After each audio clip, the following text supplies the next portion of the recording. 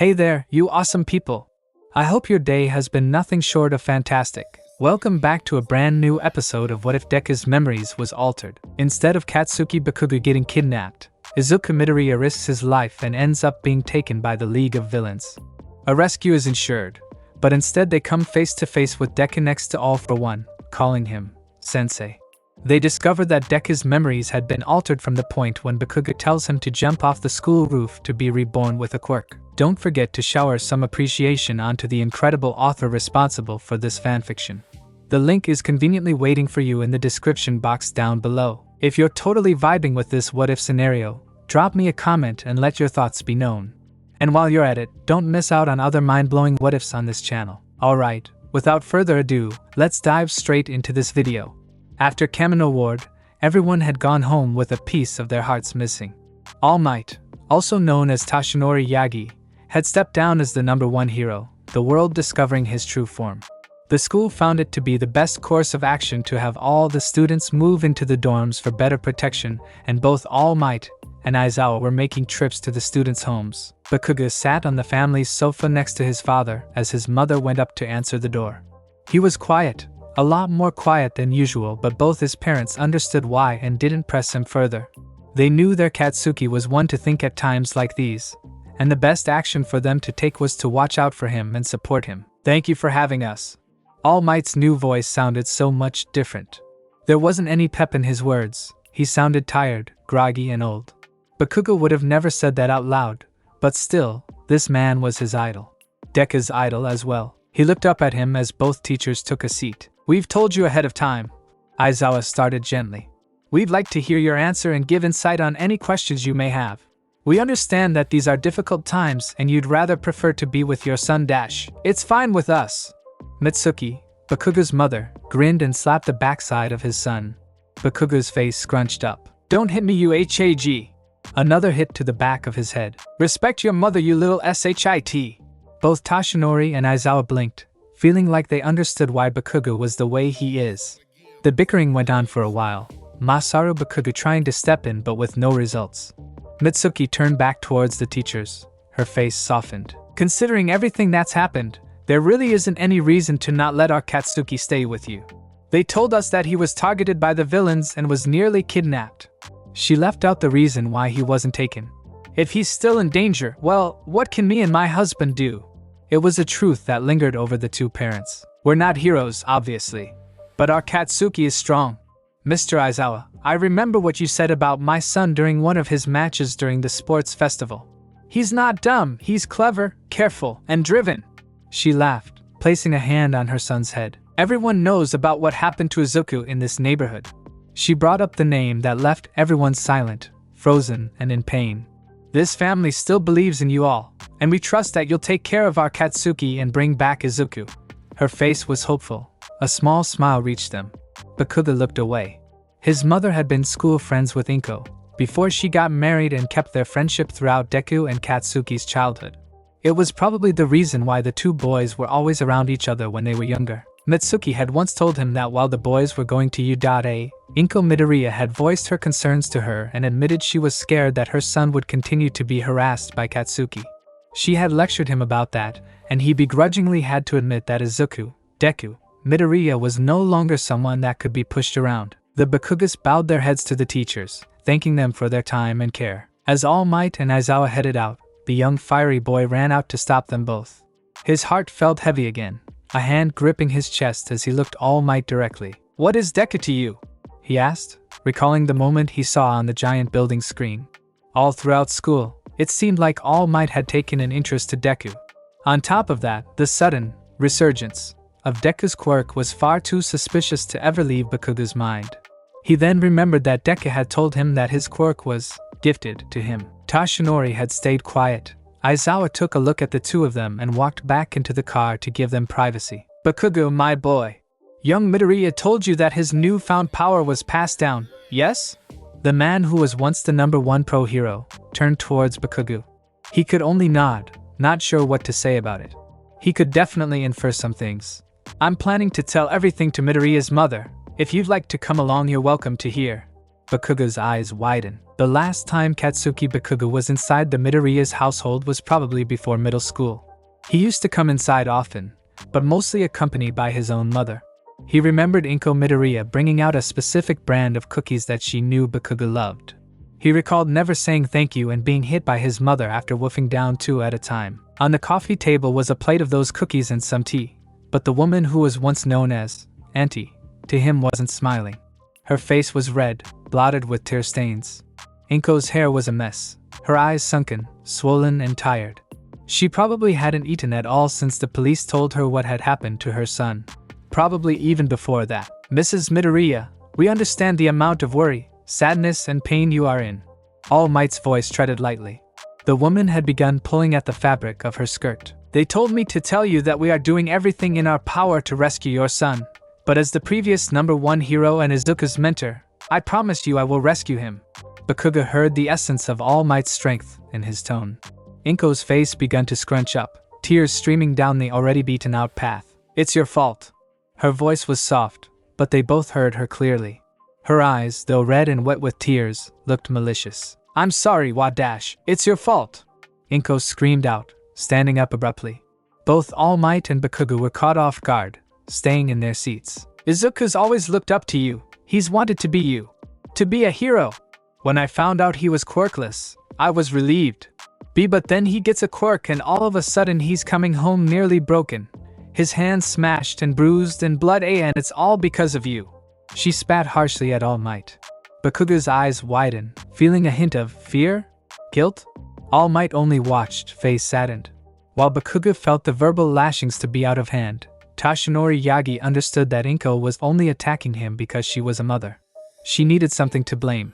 He knew this would happen and readied himself for every single punch to the gut. If only he didn't get his quirk. But I know even then he would have still tried to become a hero no matter what.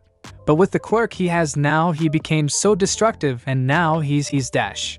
Toshinori got up and bowed his head. I'm the one that gave him his quirk.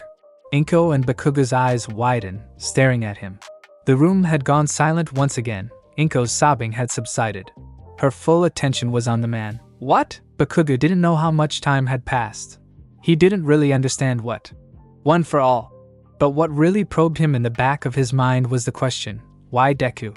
His turmoil had to be set aside. If he were to get angry about Deku being the chosen one, then it was possible he would say more things he would regret. He might have said that Deku wasn't deserving, also something along the lines of how he should die. Not something he'd want to say in front of his worrying mother. He didn't know who would slap him first, All Might or Inko. Once everything was explained, another air of quietness had plagued the room. The amount of tension that built up during the last hour or so had thickened further. The silence broke with more sobbing. My son! Izuku, he's my world, he's my hero. I know that he's got the heart of a hero, but if he just didn't have a quirk he would have never been in this situation. Her voice rose again, tears and snot falling from her face. I know he wants to be a hero. I know that he wanted your gift, but as his mother I just can't stand this anymore. My heart can't take this, and now my boy is gone. Her wails struck chords into the two of them. Bakugou finally decided to speak up. Mrs. Midoriya dash. Bakugou was ready to reassure her, ready to convince her that Deku would be brought back to her safely.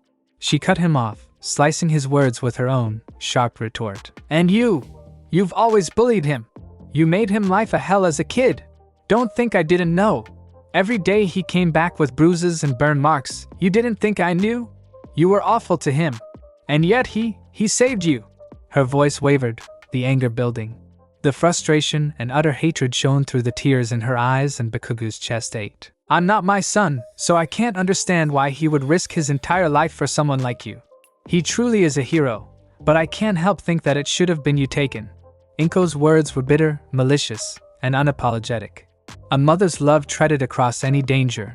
Her love for her son shone the brightest in that moment. Toshinori opened his mouth to say something, anything to buffer the poison spewing from the mother's mouth, but Bakugou had stood up from his seat, storming over to Inko's side. The older man's heart jumped. His mind immediately went to the worse. If Aizawa hadn't chosen to stay in the car for this meeting, then he was sure the young boy would be wrapped in bandages and pulled back. Bakugou, don't dash. The boy fell to his knees, placed his hands in front of him, and bowed his head to the ground in front of her. I'm sorry. Silence again. I know I'm a fucking asshole and I know what I did to Deku was wrong. But I swear to you I'm going to save him, and it's not because I'm aiming to be a hero, but it's because I owe it to your goddamn son. He couldn't stop himself from cursing in front of the mother. His nose was to the floor. No one could see the tears rolling down his nose alongside the clenched teeth holding back his cries. I swear I'll get him back for you. He screamed into the carpet. Toshinori stood there for a moment, dumbstruck by the usually prideful boy's actions. He got to his knees, bowing in front of the woman himself. We will rescue Izuku Midoriya with any means necessary, even if I have to give up my life. The once hero poured from his heart. Inko could only stagger, falling to her own knees in front of them. She wrapped her arms around them and continued crying, wailing loudly. Bakugou heard her muttered apologizes, begging them both for forgiveness and to bring her son home to her. He also heard her whisper, "Please, all of you come back alive." They both nodded their heads. The move to the dorms was difficult for everyone. Many of them would have been excited if it wasn't for the fact there was someone missing. What was worse, that this so-called missing student was not actually missing. He was with the villains now. The very idea of Izuku Midoriya as a villain upset his classmates, and the terror and hurt they felt rivaled the outcome of him being dead instead. If Deku knew what was happening to him right now, how would he take to that? Once they got him back, they would ask him that. They all waited for the day they could laugh about this. But a few of them refused to just wait. The class had organized a room judging competition that a few of them didn't participate in. Bakugou wasn't going to give them the pleasure of breaking into his room, tearing through his armor and finding his inner feelings. It was just a room, but it was his room that was his haven. He avoided participating in the competition by feigning fatigue, pretending to be asleep in his room. The competition was something to distract everyone from the worry and gloomy atmosphere. It was too obvious. Everyone's laughter and smiles were bittersweet, but it was the best they can do during these hard times. Once night fell and everyone went to their rooms, Bakugou went out of his room and began exploring his new living quarters. He needed to know how the kitchen worked so he could make his goddamn food, as well as where the different exits, so he could walk out to train. Before he walked into the common place, he stopped, hearing voices.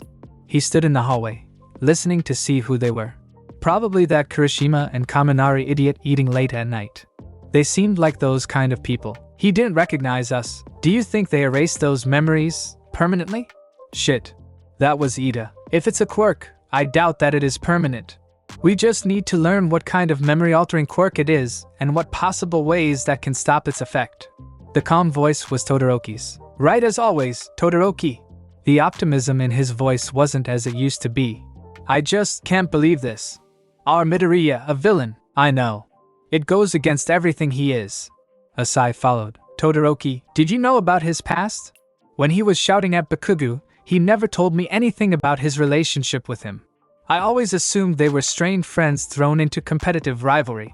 Bakugou winced at his name being mentioned. No. Considering everything I told him about my life, I didn't know anything about him other than what he made public to the whole class. Bakugou couldn't see, but he felt Ida nodding his head. The silence in the air was calm. There was a cricket chirping outside the kitchen's window. Ida spoke up again, gently with caution. I knew Bakugou was vicious, but I never thought he'd tell someone to, you know. A nod from Todoroki was a reply, but nothing more. Ida continued. Midoriya is truly a hero. He said he was alone before, with no friends and only Bakugou telling him to kill himself. But even so he saved him. Bakugou listened, his knuckles growing white from being clenched so tightly. He heard Ida's voice shake. A sob escaped Ida's mouth, causing Todoroki to turn to him in surprise. Ida's head was low, leaning forward on the sofa. Tears fell onto the floor. We couldn't save him. He was right in front of us and we left him. His voice quivered as Todoroki shifted closer, placing a hand onto his back. We couldn't get him that time, but we will. He's still alive, Ida. If it was any of us, we both know Midoriya would try again and again for us. Ida leaned back on the sofa, rubbing Ida's back. You're right. We'll save him, even if it takes the rest of my life. Ida's hand went up, wiping away his tears. Bakugou turned away from the hallway, heading back up to his room. That stupid brat. If he didn't have one for all, Bakugou would assume Deku's quirk was something like friendship building. It almost seemed like every person he comes into contact with becomes friends with him. Not just friends, but he's built all these strong, mutual relationships.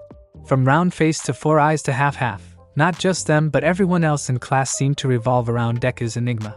His personality was bright, something that drew everyone to him. When he got into his room, Bakugou was ready to smash his fist into the wall. He stopped himself, knowing that Kirishima next door would wake up and run over to his dorm to check on him. Bakugou didn't want any of that, he just wanted to be left alone and wallow in his suffering. The pain and suffering that he deserved. Having the green-haired boy around felt awkward. In a span of an hour or so, the boy he deemed to be a nuisance just itching to die was now his right-hand man.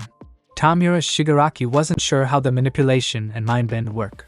He assumed that new memories were placed into Izuku's head, but from how far back and what were the memories even? On top of that, how long of an effect would this be? Tamura had no one to ask as the one man that knew the answers to everything had been locked away. Honestly, he was really interested to know the extents of the altered memories. He understood that the boy had been taken in by Sensei alongside Tamura. Okay, that was all he knew. Tamura didn't own any memories of the younger boy and what kind of relationship they had. While he should have been treading carefully, making sure nothing sounded too odd that might have broken the quirk's effects, the tired man wanted to know just how brainwashed Izuku Midoriya really is. The boy was sitting on a stool, talking with Kurogiri. He seemed to trust him enough to talk as much as he was now, explaining to the bartender about what had happened and how Sensei's plan for the league was to wait and regroup. Kurogiri, despite not having a face, seemed to be enjoying his talk with the young man. It was a break from the man-child he had to babysit, that's for sure. Tamura stumbled over to the two, swiftly reaching out his hand to grab at Izuku's throat. While talking, the younger boy threw his own arm up to block Tamura's reach. He then grabbed his wrist and pulled it back. Sorry, Kurogiri. Tomo-chan, what's up? Izuku turned to look at him. His eyes weren't laced with fear, just puzzlement. Tamura had decided to attack the boy out of nowhere, but Izuku treated it like nothing at all. Was this something that occurred before in Izuku's implanted memories?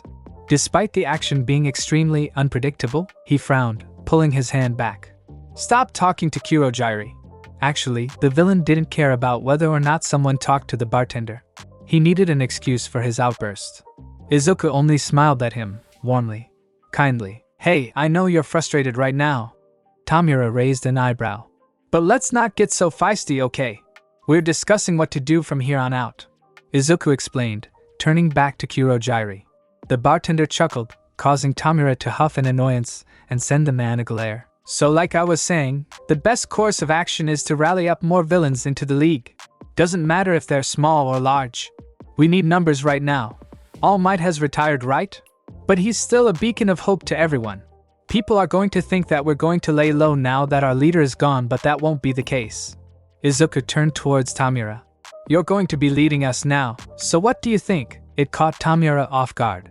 His hands began moving towards his neck to scratch in annoyance but was stopped by Izuku. He took a hold of his hands before he began tearing at his neck. He looked at him, concerned. You gotta stop doing that. We don't have Sensei around to heal you if it gets really bad, he explained. Shit. Izuku was right about that. Sometimes when it got too bad, the wound stung and irritated Tamura even more. They'd have to get Sensei's help. Already, Izuku was acting like a picture-perfect advisor. He knew Tamura enough to stop him from self-destructing but still respected him enough as his leader to ask his opinion. How the fuck was this the same hero brat from before? Listen, mophead. The best insult he could think of at the moment. I don't want to bring in some stupid criminals who don't know our greater goal. Plus, they'll think that they're better than us and it'll piss me off. His fingers twitched, wanting to really touch something now. Izuku only nodded. You're right about that. Low criminals will be a hassle to control, but at the moment we only have a few members. He nudged his head at the door that led to the common room. Izuku didn't know any of their names and referred to them as the others. Tamura assumed that the only people he actually knew was him and Kurogiri. But don't think of them as actual members, think of them as stepping stones. Disposable. Izuku grinned. His face was twisted, something that even Tamura felt weird to see on the boy. We'll just gather a bunch for an assault and let them die. I think we should target you, eh? Tamura raised an eyebrow, looking from him to Kurogiri. Izuku, why you dade? We know it'll be heavily guarded now. Kurogiri spoke up, placing some of the cups he was polishing down. Even if they weren't in a bar, it was a habit he couldn't break. Well, if you think of it, it might be the easiest way to go to destroy the hope for the future. Those students are still kids, they're not pros yet even if they have some experience under their belts. If we get rid of them, there won't be any future heroes raised in time to worry about. Then we get rid of the actual pro heroes. I'm sure they'd feel an amount of despair not being able to protect some kids, don't you think? The logic was there. The plan was, of course, risky and had to be thought out better. But the outline Izuku had sketched out began sinking in both Tamura's and Kurojire's mind. Listen, Toma-chan. It's your decision, but when you're fighting a stage in the video game, do you go right to the boss? Or get rid of all the underlings first? Shit. He even knew to make game references.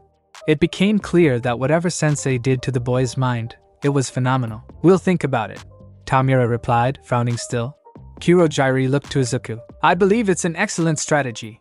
Before then, I'd advise you to go meet the newest members of the league and familiarize yourself with their quirks and personality. We'll make a strategy. This made the boy beam brightly. Izuku hopped off the stool he was sitting on and headed towards the door. Thanks, Kurojire. And while we're on the subject, I think it's fair to say I'm suggesting this plan on U.A because, well, Izuku's face began to flush with embarrassment as he rubbed the back of his head. There's someone I really want to kill there. He almost laughed it out before heading through the door to meet the other villains. Kurojire turned to Tamura, placing his hands down on the table. He makes a good point. Though he doesn't understand the predicament he's in, it's more than likely that the hero's course of action is going to be rescuing Izuku. Tamura began scratching his neck again. The boy is bloodthirsty now, so he'd want to fight them. However, I find this risky as we still don't know how the quirk's ability can be dispelled. If he were to face his former friends, they might be able to find a way to break through to him. Tamura scratched harder. Shigaraki, what do you want to do? Tamura began to scratch harder and stopped. Remember Izuku's touch. He would probably get mad if he started bleeding. He placed his hand down. We don't know shit about what Sensei did to him, but I don't think it's something that can be easily fixed. Sensei's smarter than that. If he wants to fight, we should let him. Tamura huffed angrily, his fingers itching to scratch his own skin. As you wish. Kurojire turned towards the door. Tamura turned too, walking towards it. He's ours now. There's no way that any of those brats can bring him back with their dumb power of friendship, or whatever. I'm actually getting excited imagining the horrors on their face when Izuku kills one of them. Tamura smirked. If they were to get Izuku to U.A and slaughter one of those twerps, it would land a heavy toll on all of them. Even if Izuku were to snap out of his hold and be returned, their lives would never be the same. The idea was picture perfect, except for the fact Tamura didn't want Izuku to leave the league. He was the missing piece that they needed for success. The heroes can have him back. Izuku Midoriya did not have a villain name. At first, when he considered using the name Deku, it only made him angry enough to demolish an interior wall. The implications of the name would never change. It was always an insult to him, that meant the one who can't do anything. He always wondered if his parents were aware when they chose the name for him. He was better off going by his last name, which was basic enough, as his hair was green and it made enough sense. But even that name left a bitterness in his mouth. It was a family name, and he didn't know if it was because he resented his parents for abandoning him, or wanted to spare their feelings. After all, his parents weren't awful, they just weren't there for him. He wondered what might have happened if his mother stayed at home with him. Maybe he wouldn't have felt the need to disappear that day. He had met all of the villains in the common area and wrote down their quirks and personalities in his notebook when they weren't looking. That was something Izuku never stopped doing throughout his life. When Sensei had found him and nurtured Izuku back to health, his notebook was presented to him with compliments and praises. Sensei found it on the ground close to where Izuku had fallen, and went through every single page. How did he even read it? Maybe Tamura told him. Izuku was encouraged to keep writing, causing the boy to cry at the time. All of the quirks he learned just now had given him an idea for a strategy, but he would need to write them down in a separate notebook and run some simulations. There was data missing, the hero course's quirks. For some reason, Izuku felt like he had written every student's quirks and abilities down beforehand. It was confusing since he didn't know anything about the class except that Kachan had been enrolled and placed in that specific class. Maybe it was because he saw the sports festival? That should be it. He needed to see some reruns of the U.A Sport Festival to compile a new notebook for a new strategy against the U.A kids. Izuku! Himiko Toga began pulling at his sleeve, a hand to her face. She was blushing madly. Her wild smile was a comfort to Izuku actually. The other villains looked at her, ready to stop her from saying anything that could give away some important information. Yes, Toga-chan? Izuku flashed a small smile to her. She nearly squealed. I think you're so cool. You seem to be thinking really hard. What are you thinking of? A strategy? She started rambling as Dabi walked over, frowning. Leave him alone. We need to get ready for what he's planning. He interrupted, making Toga pout in response. Dabi turned to stare at the boy, his face full of admiration and respect. Both Toga and him were taken by the boy, thought the latter wouldn't admit it as openly as the girl. Izuku laughed as the door opened. Both Tamura and Kurojairi walked into the room as the villains watched. Toma-chan, what did you decide? Izuku asked, pulling out his notebook and a ballpoint pen. Tamura licked his chapped lips, moving a hand into his pocket to retrieve his father, placing it onto his face. We're going with your plan, Izuku. Congrats. The last part felt like friendly sarcasm, at least to Izuku. Great! If I can, I want to get more information on the hero course students at UA. They may still be children, but they know their strengths and are still heroes in training regardless. I was thinking I could watch some reruns of the school's sports festival. A few fingers twitched from Tamura before Kurojairi walked over. Izuku, I don't believe that's wise. A hand was placed on the boy's shoulder. Why's that? I know some of the students' quirks, especially the ones that are from well-renowned families. But if I check the footage from the sports festival, I can write up an entire spreadsheet.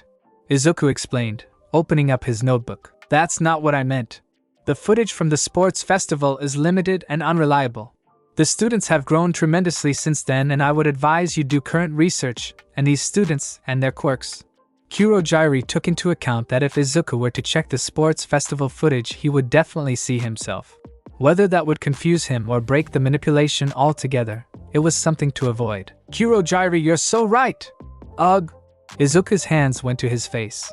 How could I be so dumb? Does that mean I get permission to do some spying? His heart leaped. His dream of going to U.A was going to be realized, though in a different way. The bartender looked to Tamura to see his opinion on it. Tamura only grumbled and reached to Izuku, wrapping 4 fingers around his throat. Izuku didn't flinch, or even seem to mind. His smile stayed. Fine. But don't get yourself caught. If someone sees you, kill them. The orders were out. Izuku's face shone, a grin spreading from ear to ear. Both Toga and Dabi were assigned to go with Izuku as he surveyed the dorm buildings. They weren't ready for actual spying and researching on quirks just yet. It was a precursor before the actual investigations. They needed to know the layout of the dormitory, every single nook and cranny, as well as where all the security surveillances were.